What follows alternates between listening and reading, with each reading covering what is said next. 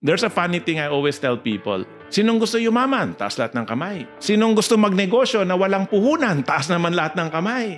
Tapos sinong gusto kumita? Walang gagawin? Taas na naman ng kamay. Sabi ko, tangin na nyo, walang ganyan. Masarap pakinggan yung success story, pero to get there, sobrang hirap.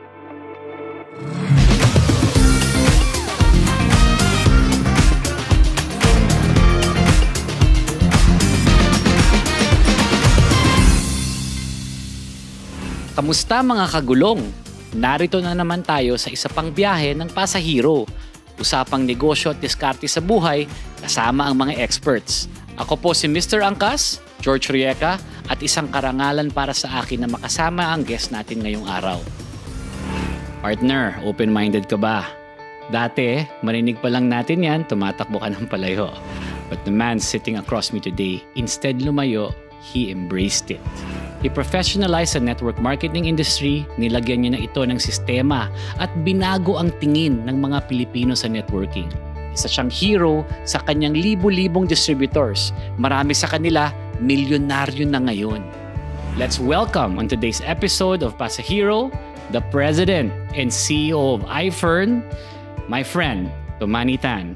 Partner, maraming salamat. Thank you for being here. Well, thank you for inviting us, no? Mabilis naman kami nakaabot, nag-angkas kami.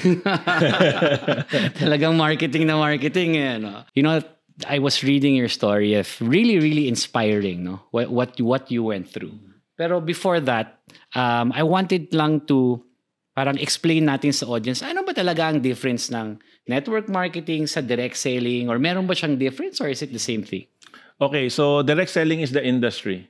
Diba? Pag sinabi mo direct selling, diretso, tao to tao, no? Hindi ka nadadaan sa tindahan.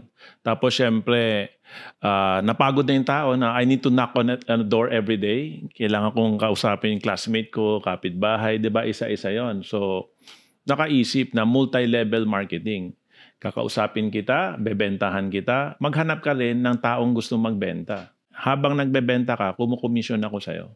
Yung tao na nag-introduce sa akin sa negosyo, yung sa taas ko, commission din sa akin. So, hindi malaking puhunan mo, pero para nagiging kumpanya ka. Diba? Namuhunan ka isang beses, sa ilalim mo, namuhunan sila, pero nagiging commissioner ka. May commission ka sa efforts na sa ilalim mo. Parang entrepreneur talaga. Yes, kasi meron kang tao sa ilalim mo. Diba? You have your own sales team. Yes. Wow, ngayon ko lang naisip, yung buong kumpanya, lahat ng sales, may sariling sales team. Yes. Wow, galing. Yes. Galing. That's why may kanya-kanya silang team, 'di ba? Wow, Nagkakaroon sila ng pangalan ng team nila. Kasi the team is a working in unison, 'di ba? Merong yung isa lalabas, sasamahan niya. Meron din mga team events para sabay-sabay tayo mag-invite, kunyari 5 magsasalita, pero 100 yung dumating na tao, isang salitaan lang. Oo nga no. So, gino-join mo yung energy para the 5 people convincing is actually talking to 100 people, 'di ba? Ako, I mean, it's not only that you have your own sales team, but you're also building that community. No? Yes. Napaka-importante ng community talaga. Yes. We'll get back to that, Sir Tom. No? Talagang negosyante ka ever since. Yes. So, growing up, talagang everyday ang pinag-uusapan, negosyo. Hindi pagiging empleyado. Big difference. And you were saying nga, di ba, ang sinasabi nila, mag-aral ka. Usually, mag-aral ka para kumuha ka ng trabaho. Yes. Pero sa inyo... Yes, di ba? Sa Pinoy, mag-aral, makahanap ng magandang trabaho. No? Sa Incheck, bata ka pa, mag-aral ka mabuti para pag-graduate mo, makapagpatayo ka ng sarili mong negosyo. And kung you're lucky like us, kami magpipinsan, magkakapatid, maraming negosyong lolo't lola, nanay, tatay, kayo ang magmamana o kayo nang magpapatakbo ng mga negosyo natin. Galing. No? So, mindset the mindset talaga is really magnegosyo. Samantalang ang Pinoy, mag-empleyado. So perfect, no? Lumipat yung mga Incheck sa Pilipinas kasi maraming empleyado dito. My grandfather, no, co-founded Equitable Bank. Okay. Diba? So, but he started, he moved to the Philippines when he was 9 years old. No, sabi nung tatay niya, pumunta ka sa Pilipinas, walang opportunity sa China. Ang Pilipinas, asensong-asenso. Doon ka yayaman. Baliktad, no? So sabi ko nga, totoo naman yung sinabi niya. OCW yung lolo ko, overseas Chinese worker. Ngayon, baliktad na yung mga Pinoy sa China na nagtatrabaho, no? So how things have changed. It's really sad, no? My grandfather said, kaya yumaman ng Incheck kasi tanga yung Pinoy. When you say tanga, hindi bobo. Tanga in the sense that their goal is to become employee. Samantalang the Chinese goal to be entrepreneur or to be business owner. So, ganon, no? 3 generation ng empleyado, isang pamilya, empleyado namin. Samantalang 3 generation ng business owner, pamilya namin, yung mga may-ari. So talagang diskarte napaka-importante. Oo. And you know, because of what you're doing, you're also telling them, you're essentially lecturing and teaching them to become entrepreneurs. Yeah, I no? wanted And to become like me, to become Oo. Chinese-minded, di ba? To become entrepreneur-minded. Sabi ko nga, ano nga ba yung dream nyo, Sir Tom? Ano yung dream legacy na gusto nyo mabigay? To create millionaires. No? Correct. The vision of the company is sharing prosperity globally through entrepreneurship. Alam mo, in Angkas, we really espouse na hindi sila empleyado meron kasi hawak nila oras nila, right? They're entrepreneurs because of that. You know, they can turn off the app if they don't want to work. But that's also what you do. Hawak rin nila oras nila anytime, di ba? At natuturuan mo sila na pag hindi ka nagtrabaho, walang kita. Tama. Dito sa amin, because of the multi-level marketing Dire-diretso model, lang. natutulog ka pero sa ilalim mo nagtatrabaho pa rin. So habang tulog ka, kumikita ka, 'di ba? Naku, gusto Sabi ko yun. ni Warren Buffett, 'di ba? You need to find a business that earns you money while you're sleeping. Nako. Otherwise, every minute nag-earn. Yes, otherwise you're going to live until you die. Naka 1 And minute you're going na tayo. to work until you Magkano die. kinita nyo ngayon, Sir Tom? Hindi ako, yung mga tao ko. Pero going back, way back, what was the earliest account or earliest time you remember na talagang negosyante ka? Yung sanggol ka pa lang, may binibenta ka na? Well, when I was in elementary, nauso yung stickers, yung mga Voltes 5, Masingers, yung mga robot, no? So my mother, travels to Hong Kong. She bought a lot of these stickers. Tapos, yun yung binebenta ko sa mga classmate ko. No, nung una binebenta ko buong sticker, 20 pesos. Matumal yung negosyo, hindi naman lahat may 20 pesos. So naisip ko, binaliktad ko siya, may malaking sticker, 5 pesos to. Yung tatlong maliit, piso-piso yan. Yung medium size, 3 pesos. Di ba? Pag tinotal mo, 25 pesos. Ang bilis mabenta, di ba? Gugupitin mo lang. So, yun yung una kong negosyo. Nagbebenta akong sticker. Batang-bata ka pa lang, negosyante ka na. And sana, yun yung talagang gusto natin ma-inspire ang lahat ng tao pwede maging negosyante. Of course. At because of what you do, you realize na marami kasi natatakot na, hindi ako magaling na negosyante. Pero tinuturuan nyo sila, di ba? Oo.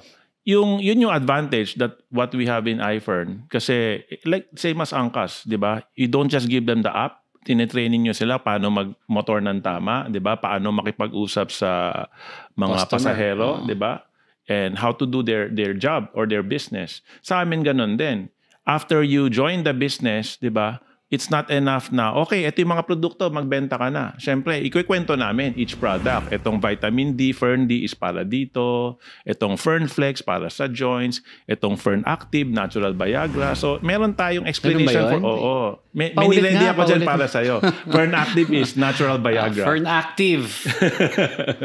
We don't teach them about the products only kasi yung basic pagbenta ng produkto. Siyempre, kung naengganyo ka ng tao na gusto rin magnegosyo, tuturuan mo siya paano magnegosyo. Correct. Paano kumausap. Sabi mo nga, open-minded ka. Pag narinig pala open-minded, tatakbo na, di ba? Dapat nagsimula ako dun sa Fern Active. Di ba? Gusto mo bang magkaroon ng plug ceremony every morning? Kanya-kanyang interest lang yan, di ba? When I was asked to invest in the business, parang Avon siya, no? Puro mga bra, panty, sunglass, lipstick, no? Perfume, halo-halong produkto.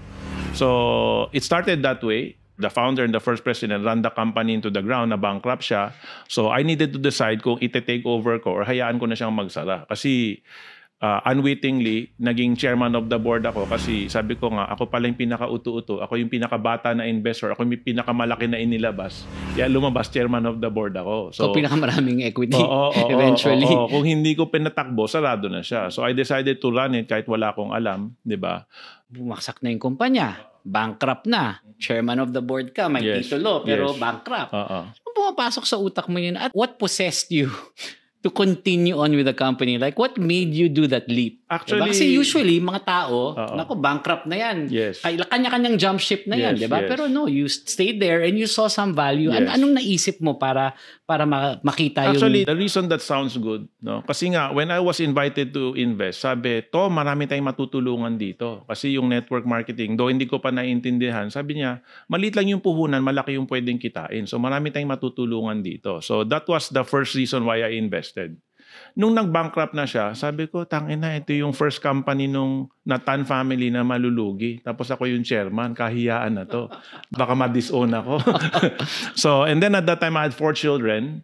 And they were all very young. They were all in preschool. So I retired 2 years. Hindi ako nagnenegosyo. So I was in my 30s and I had people running my businesses for me. And I had only one position. I was president of the PTA. No? Kasi yung 4 na anak ko nasa preschool, presidente ako ng PTA. So sabi ko, ito nang gagawin ko. Mag-alaga kong bata, nag-tutor ako, naghahatid sundo. Then I realized it was boring. And parang I realized na, teka, parang kung 4 na bata lang tuturuan ko, and I can do so much. Diba? Yeah. I finished a seminar na those who have more should share more to the world. And you should go out and make a difference in the world. And that stuck with me. Na sabi ko, if I stay retired and take care of my 4 kids, hindi ko na share yung gusto kong magawa sa mundo. So sabi ko, ito na siguro yung vehicle para magawa ko yon. So I took over from chairman, no, naging chairman CEO, naging president CEO ako. Talagang full time ko siya. Yun na lang yung pinatakbo ko. Yung mga ibang negosyo ko, may nagpapatakbo pa rin. So, wala kang alam yon. Wala. So, you took the leap. Oo. Diba? Naisip mo ba yung Ferncy, wag mo na yung active, maya pag-usapan natin yan. Yung Ferncy muna. Naisip mo ba na magiging golden opportunity talaga Well, yan? nakita ko siya lang yung kakaiba. Kasi all of the other products, t-shirt, bra, panty, di ba? Parang mabibili mo sa Divisoria ng mas mura. I didn't see the value of the business. Yeah. Na parang maraming kikita pero pinatungan mo yung presyo, mas mataas kaysa sa bilhin mo siya sa Divisoria. Siyempre, Chinese thinking minded na dapat mura, di ba? Para mabenta. So sabi ko, ayaw ko tong mga to. Etong Ferncy lang yung gusto kong ibenta. Kasi siya lang yung kakaiba. So, you took over. Naisip mo na Ferncy. Was it an instant success? Well, if you will count how long it took me from negative 3 million to 1 billion, it looks like an instant success. Pero in order to get there, sobrang daming pinaghirapan, yes. di ba? When I took over, negative 3 million. Tapos yung mga suppliers nangongolekta. Kasi kahit hindi mabenta yung produkto, kinuha mo na yan eh. Hindi mo mabenta, kailangan mo bayaran. So, pati may binabayaran kang ibang nasa bodega. One by one, tinatawagan ko yung supplier na hindi ko kakilala kasi nag-take over lang ako from previous management, di ba? So, tatawagan ko, hi, ako si Tomanitan, ako yung bagong presidente. Alam ko may utang kami sa inyo, di ba? Pagbibigyan ko ng mga 6 na buwan, maaayos ko tong kumpanya, mababayaran na namin kayo. Or, ito yung inventaryo nung natitira. Kung hindi nyo na mahintay, pwede nyo nang bawiin. So, I gave them that option. And they were saying, oh my God, buti tinawagan mo kami. Tagal na namin tumatawag dyan, walang sumasagot. Yung dating presidente, kakilala ko yan. Pag tinawagan, nakita number ko, hindi sinasagot. Pag ibang number ng sekretarya ko, sasagutin, hello. Diba? So, it was like that when it started. And I started with 20 employees. I need to cut it down to 6 employees just to survive. Kasi hindi mo sila kaya sweldohan eh. So, paano ko itutuloy 20 yung empleyado? Ang walang benta, di ba? So, from 20, I cut it down to 6 and I called the suppliers one by one. And I interviewed everybody. Ano ba trabaho mo dito? Ano ba tong negosyo natin? Nagpe-Ferncy ka ba? Sagot nila, sir, hindi. Ang mahal kasi. Di ba? So, yun ang mga gusto mo marinig di ba? So, ang decision ko doon, sabi ko, okay, starting today, lahat na empleyado libre Ferncy. Para masubukan mo, how can you sell something if you don't take it? Di ba? How can the employee say, ma'am, sir, mabisa yan? Eh, hindi mo nga natitake kasi namamahalan ka. Diba? So, tapos pinapabili mo sa akin. Oo. So, kailangan, maraming pagbabago na kailangan gawin. And then, siyempre, napalaki mo yun to 1 billion, di ba? But you had you had other distributors. You were in stores or diretso na talaga sa multi-level? Direct selling lang talaga. Parang it's more of, okay, magbebenta tayo. That time, kasi tinatawanan ng mga tao, ay yung Fern, pasara na yan. May isang tanga na lang si Tomanitan na kumakapit dyan, di ba? Lahat ng mga partner niya tumigil na dyan. Pati yung mga leaders dyan, lumipat na ng kumpanya. Yan. May isa na lang last man standing na lang yan. So, what we did, since we know we cannot compete in Manila, we went to Davao. Sa Davao kami nag-launching. We launched Ferncy November 2004. Birthday ko yun. Nag-launching kami sa Davao. Tapos January 2005, I took over full control of the company. Wow. So sa Davao, nagpalaki muna kami sa Mindanao. Nung malaki na kami, saka kami sa Manila. So baliktad siya. Usually Manila, kakalat ka sa probinsya. Since I cannot compete sa Manila, sa probinsya muna. Nung maingay na doon, may market na, may budget ka na, may sales ka na, saka kami lumipat sa Manila. Wow, alam mo, marami talaga nag-iisip. Lahat ng negosyo naging successful, iniisip nila instant success. Kasi you didn't hear about it then. Yes. Now you heard about it Yes. sa tingin mo overnight, di ba? Pero that there's never such a thing, di ba? Masarap pakinggan yung success story or yung resulta, pero to get there, sobrang hirap. Yes. Ako nga, marami pa rin tumatawag sa akin, uy, galing naman ang angkas, di ba? Kailan mo yan binuksan kahapon? Di ba? So, hindi. Parati 6 sabi niya, years na po "Swerte mo, kami. George. Swerte mo, Swerte, di ba? di ba? Puro Oo, swerte swerte. nga. Oo. Sana ganun lang, laging Diba? swerte, di ba? And a lot of people, you know, very few people have actually taken that strategy, no, to go out first and in later on, di ba? There's, you know, AT&T in the US, yan yung strategy Yes, nila eh. yes. They were the carrier of the rural. And then yung mga rural areas lumaki, naging city, and eventually they came into the big city. So, you know, it's very interesting. From the time that you became successful, okay na yung Fernsey, ang ganda na. When did you start realizing na kailangan mo mag-diversify? When did you start bringing in the other Fernsey the other products? products, no? Actually, you know, dahil successful ka, di ba? I took over January 2005. By December 2007, 1 billion na yung benta namin, di ba? From negative to 1 billion in just, parang like 3 years, di ba? Yung during those times, you're drunk with success na magpa 5 billion to, isa lang ang produkto, ganon, di ba? Forever yan. Oo, forever yan. Walang titibag dito, di ba? Walang kalaban walang yan. tigil ang party. Oo. So, you will have that mindset, no? Fortunately, I entered Asian Institute of Management, no, master's degree in entrepreneurship, and we had the best professors there. All of my classmates were CEOs, no, or COO, child of owner. Kasi kung hindi makapunta yung magulang, ang pinadala yung mga anak. So fortunately, I entered there, and yun yung nag-explain yung mga professors, product life cycle, to money, hindi yan naabot ng 3 billion na isang produkto lang. No, kala mo, ayan, papasok na yung mga peke, papasok na yung mga gaya-gaya. Sabi niya, mahihirapan ka na. Sabi niya, duduguin ka bago ka mag 2 billion dyan. So parang nabusan ako ng malamig na tubig.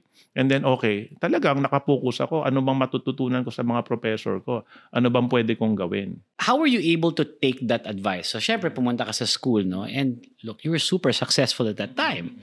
Lalo na from negative. Yes, diba? yes, Napabalik yes. in such a short span of time, you were able to bring. So, feeling mo talagang okay na okay ka. What did you tell yourself para makinig sa ibang tao at maisip na, uy, baka yun nga, nabuhusan ka ng tubig, na imasmasan ka.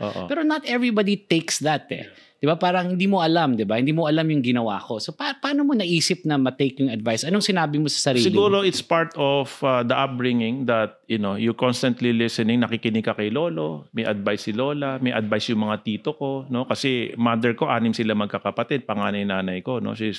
So, para I listen to my mom, to my dad, and my uncles have things to tell me also. So, maraming nag-a-advise sa'yo. Kaya, natural sa akin na makinig sa tao. And I don't always only listen to kailangan yung mas mayaman sa'yo or mas mataas yung narating. Kasi even simple people, pag nakipag-usap ka sa kanila, may matututunan ka eh, di ba? There was one time we were going to a beach resort and yung bangka, sobrang ganun ng ganun. For the first time in my life, sumuka ako dun sa bangka. Tapos kinakausap ko na yung bankero, sabi ko, matagal pa ba? Sabi ko, ano bang sistema natin dito? Tapos nag-explain siya, sabi niya, kailangan salubungin mo yung alon para alam mo kung ano yung tatama sa'yo. Hindi pwedeng, iiwas ka. Diba? So, even yung bankero, I learned a lot from that one. And sinishare ko sa mga tao ko, sabi ko, pag may alon pala, salubungin mo. Diba? Huwag mo iwasan. Head on. Diba? Oo. Ganda. So, kailangan open tayo to teaching. Yung people who only believe in themselves or only believe kung ano yung sinabi ng magulang nila. Believe sa sarili. Oo, believe sa sarili. Kasi, in our business, ganun eh. May mga tinuturo kami, pero syempre, ang dala-dala nilang mindset, yung mindset ng magulang nila, mindset ng lolo't lola. So, tinatanong ko, teka, ba't ka nandito? Gusto ko maging milyonaryo.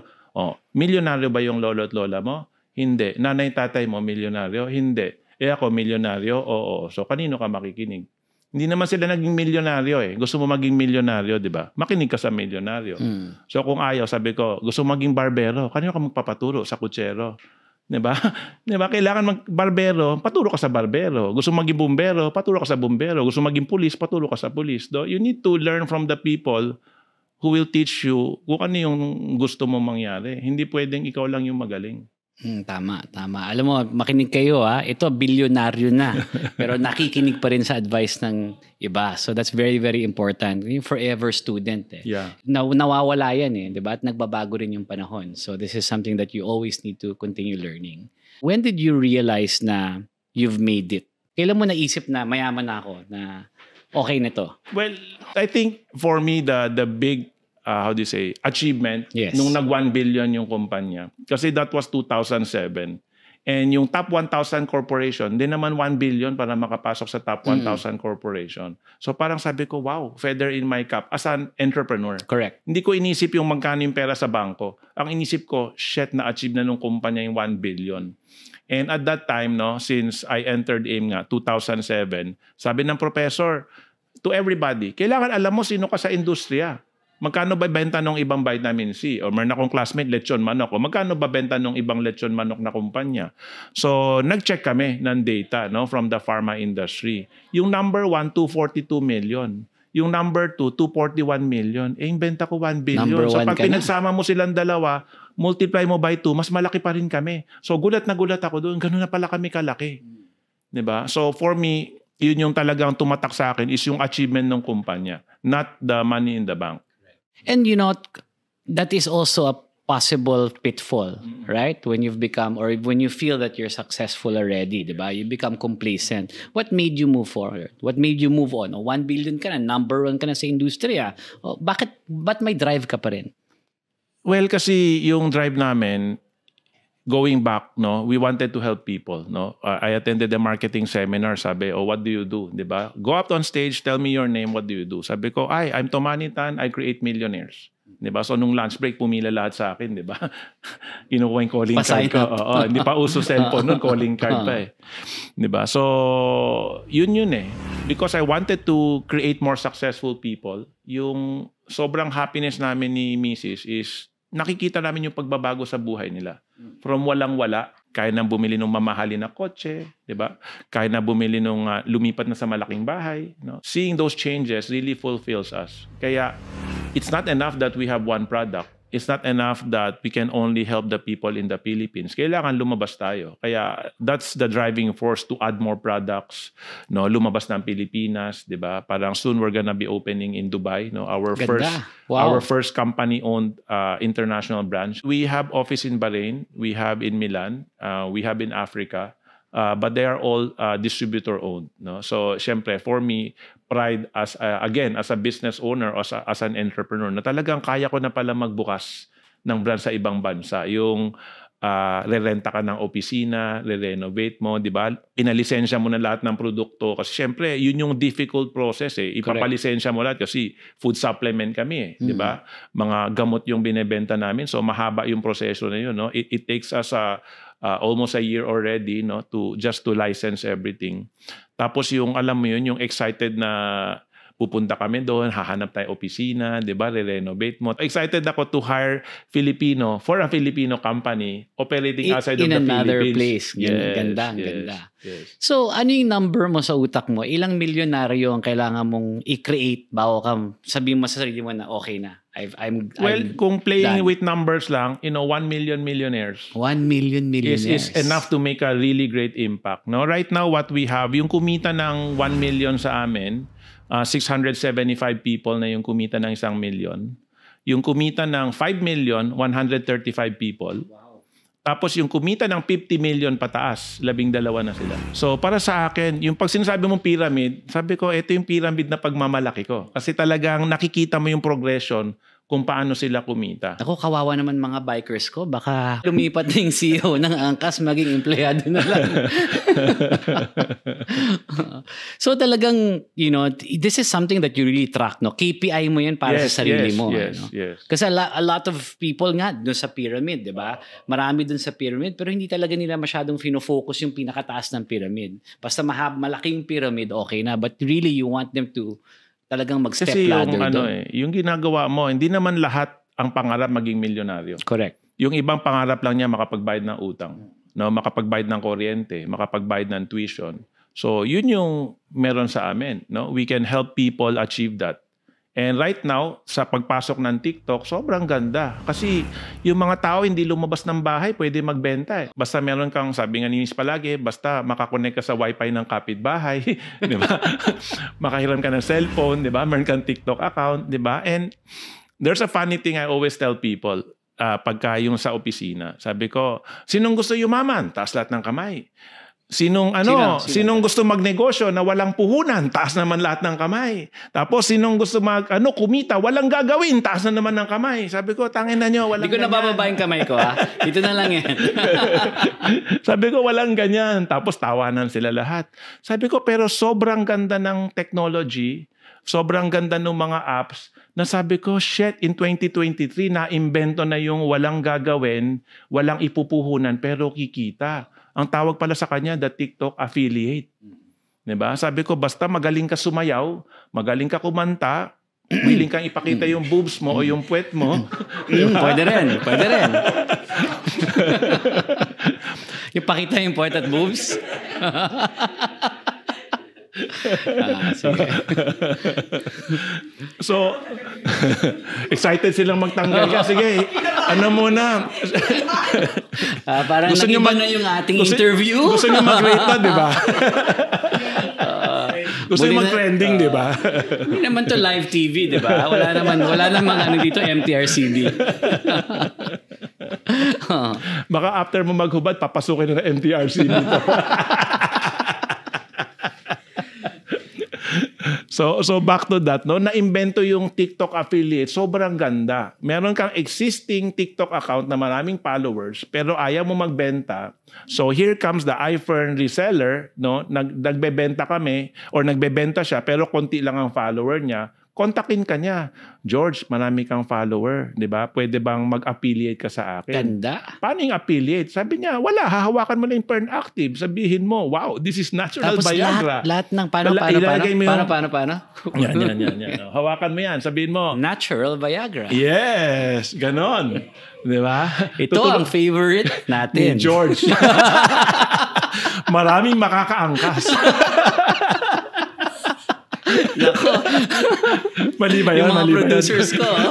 Nag-walk out na yata yung producer ko eh. Akin na to, ha? Oh, of course. Actually, dalawa yan. Ilan ba kailangan ko i-take dito? Sa isang... Depende sa edad. Nung bata-bata ako. So yung affiliate, so pag ginawa ka mo lang, lahat ng sales, may porsyento ka dun So lumabas, ikaw yung maraming TikTok follower. Ako yung reseller. So meron akong yellow basket. Yung yellow basket ko, ilalagay mo lang sa video na pinost mo. So yan, nagkwento ka about the product, ganyan. Tapos natutuwa yung tao sa'yo or marami kang follower. Ano ba yung binibenta ni George? Titignan niya yung yellow basket. So pagkita niya sa yellow basket, uy, mukhang okay itong Fern Active. Mag-order siya, di ba? Kay TikTok ka nagbayad. Yung order, papasok dun sa seller. Si seller yung magpapak, pipick upin ni TikTok, i-deliver dun sa bumili. Pagka nabayaran na yung commission, papasok sa'yo. Wow. Ang ginawa mo lang, nag-post ka lang. Galing. Talagang, so affiliate marketing talaga siya. Affiliate marketing lang talaga siya. Wow. That's amazing. Kaya sabi ko, shit, grabe talaga technology. In 2023, walang puhunan, walang gagawin, kikita. Alam mo, this is something that I always espouse, no? When you use technology to really uplift the lives of people. Alam mo, if it weren't for technology, hindi naman namin inimbento yung motorcycle taxi, ang daming habal-habal. Yes. Pero hindi yun ma-regulate kasi walang teknolohiya. Because of technology, talagang pwede mong gamitin yun. Kung tutuusin, pwede mo talaga siyang gamitin. Diba? So, kayo, mag-iFern Active sa mga kailangan, pero TikTok, di ba? TikTok is the way to go. With iFern, you can earn na wala kang ginagawa, di ba?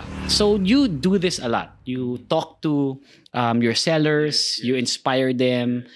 What is, if you were to think of 3 things, what are the top 3 things that you want, that you can tell them? You know, ano ba yung mindset na kailangan nila? Okay. If they are thinking now of, you know, going into a business, doing something on their own, ano yung kailangan nilang pag-isipan? You know, just a quick tip para sa kanila. Quick tip, no? Siguro yung tip natin yung connected sa industriya natin. Yes, diba? yes. Kasi sinabi, networking, scam yan. Oo. Tama? So, yes, marami kasing scam na networking, no? Merong pyramiding, merong pyramiding, pera-pera talaga. Yan, maraming hinuli na ng pulis yan, di ba? Marami ng kumpanya nagsara dahil dyan. Marami ng luha na lumabas yan. Marami na nasirang buhay dyan. So ngayon, we are the direct selling company. So the first thing you need to do, research. Di ba? Google is free. Di ba, Google mo, ano ba tong kumpanya? Ano ba tong produkto niya? Kasi example, yung mga products namin. Fern-C is the first world branding awarded vitamin C, no? From Kensington Palace, London, England. And because of the pandemic, Sino yung mga kasama nyo na ibang brand? Well, si Steven Tan, nakilala namin sa London kasi that year, 2 Filipino companies were awarded, SM Supermall and Fern-C. Oh, wow. Okay. Diba? So, kaliga mo yung SM. Yeah. Galing. Tapos, from a brand perspective. Yes, the other Filipino company, Jollibee, Pure Gold, Tanduay. Wow. No? Tapos yung pagka-global players, Yakult, Cadbury, Lego, British Airways, Louis Vuitton, BMW. Diba? Ganun level yung mga awarded. So, Fern-C is the first vitamin C with the World Branding Award. Tapos, because of the pandemic, 2019 up to 2022, we won four in a row World Branding Award for Fern-D. Kasi globally, everybody needs vitamin D. Diba? Sunlight. Oh, by the way, nandito pala, inabot sa akin. Ganda. Okay? So number one, research, 'di ba? Kasi kung duda ka, mag-research ka. Correct. Huwag ka lang makinig na sabi nung pinsan nung kapitbahay ng lola nung kapatid nung kumpare mo na ay huwag kang pasukin yung networking, lugi ka diyan, 'di ba? Do your research. Sino ba si iFern? Ano ba si Fern-D? Ano ba si Fern Active? Sino ba si Tomanitan, 'di ba? Number two, of course with everything kailangan ng hard work. Pero hard work is not the secret, 'di ba? Kasi a street sweeper is hardworking. Hardworking. Tama, janitor is hardworking. Correct. 'Di ba? Maraming hardworking, pero you work on the wrong thing, hindi ka yayaman, mabubuhay ka. So kung gusto mo yumaman, kailangan pili tayo ng opportunity or yung negosyo na pwedeng magpayaman sa atin.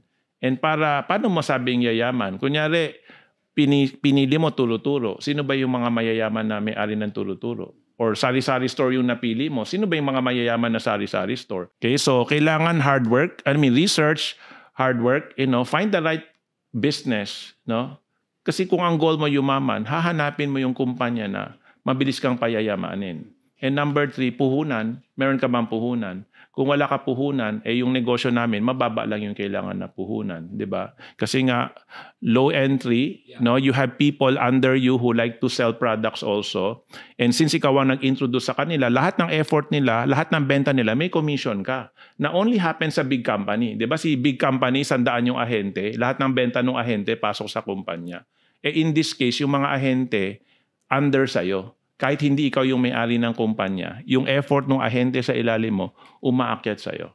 And syempre, goal nga namin magpayaman. So, when you ask me gaano kayaman, ang sabihin ko, mas marami akong napayaman. Kasi the way we structure our compensation or our commissioning, mas malaki. 90% ng income napupunta sa tao. Kasi yun yung gusto mo mangyari. Gusto mo sila payamanin. Kaya kada benta, 90% kanila.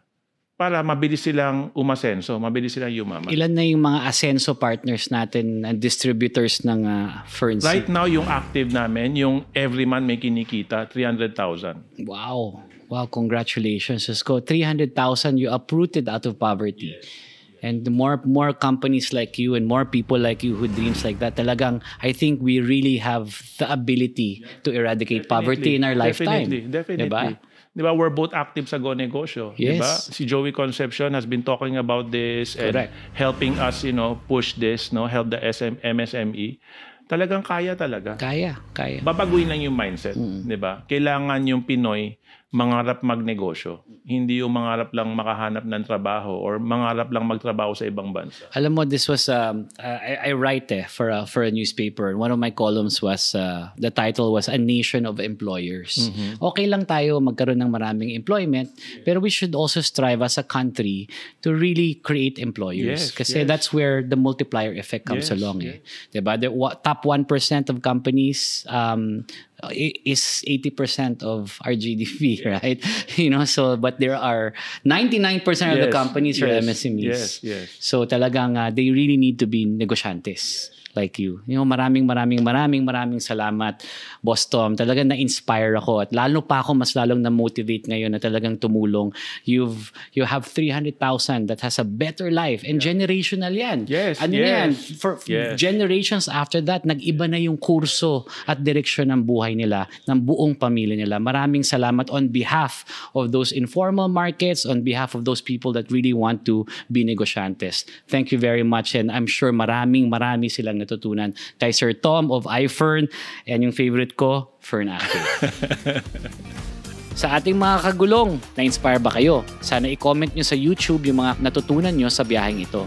Huwag niyong kalimutan i-follow ang ating social media accounts for more business and diskarte tips. Isama nyo na rin po yung Angkas accounts para masuportahan natin ang mga magigiting na riders.